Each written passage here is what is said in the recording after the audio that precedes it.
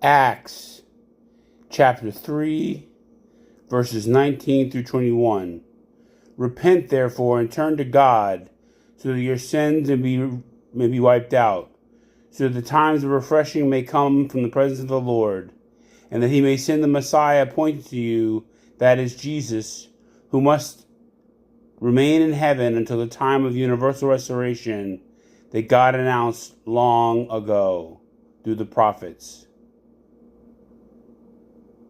Universal restoration.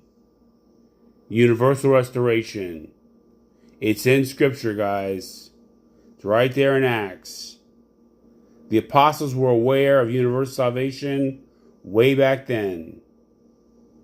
Know it, receive it, live it, believe it. Peace.